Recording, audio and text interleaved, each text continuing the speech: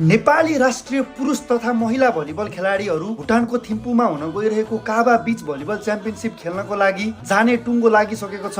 हिजो नेपालमा भएको बीच भलिबलको पुरुष तर्फको फाइनल खेलमा नेपाल पुलिस क्लब ए चन्द्र कुँवर र पहल गहतराजको जोडीले शरण कार्की र झमन सिंह परियारको टिमलाई 2-1 को सेटले पराजित गर्दै यो प्रतियोगिताको उपाधि जित्न सफल भएको छ भने नेपाल पुलिस क्लब ए र नेपाल पुलिस क्लब बी दुवै टिमले पुरुष तर्फबाट काबा बीच भलिबल च्याम्पियनशिपमा आफ्नो स्थान सुरक्षित गर्न सफल हुनुभएको छ।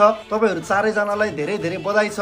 उहाँहरूले नेपालको प्रतिनिधित्व गर्दै नेपाली पुरुष बीच भलिबल टिमबाट भुटान खेल्न जाँदै हुनुहुन्छ। त्यस्तै गरी महिलातर्फ भएको फाइनल खेलमा नेपाल पुलिस क्लबबाट कमला पुन र कोपिला राणाको जोडीले त्रिभुवन आर्मी क्लबबाट भावना डाङ्गी र सुनिता राईको जोडीलाई 2-0 को सोझो सेटमा पराजित गर्दै फाइनलको उपाधि जित्न सफल हुनुभएको थियो। त्यसैले नेपाललाई प्रतिनिधित्व गर्दै नेपाल पुलिस क्लबबाट कमला पुन र कोपिला राणाको जोडीले भुटानमा हुन गइरहेको काबा बीच भलिबल च्याम्पियनशिपमा सहभागिता जनाउँदै हुनुहुन्छ भने दोस्रो स्थानको आधारमा पनि भावना डाङ्गी र सुनिता राईले पनि यो प्रतियोगितामा सहभागिता जनाउनु हुनेछ। तपाईहरु चारैजनालाई पनि धेरै धेरै बेस्ट अफ लक भन्न चाहन्छु। नेपालको झण्डा भुटानमा गएर फहराउनु होला। यसको लागि सबैजनाले कमेन्टमा बेस्ट अफ लक लेखिदिनु होला। यो बीच भलिबल खेल्न जानको लागि पहल गहतराज र चन्द्र कुँवर दाईको जोडी मलाई एकदमै धेरै मन पर्यो। उहाँहरूको खेल एकदमै उत्कृष्ट थियो। चन्द्र कुँवर दाई नेपाल पुलिस क्लबको कोच हुनुहुन्छ, तर पनि अझै पनि यो लेभलको खेल प्रदर्शन गर्दा चाहिँ एकदमै धेरै खुसी लाग्यो। पक्कै पनि तपाईहरुले नेपालको लागि मेडल ल्याउनु हुनेछ भन्ने आशा राखेका छौं। यो खेल चाहिँ भुटानको थिम्पूमा सेप्टेम्बर 2 देखि 6 तारिकसम्म हुन गइरहेको छ।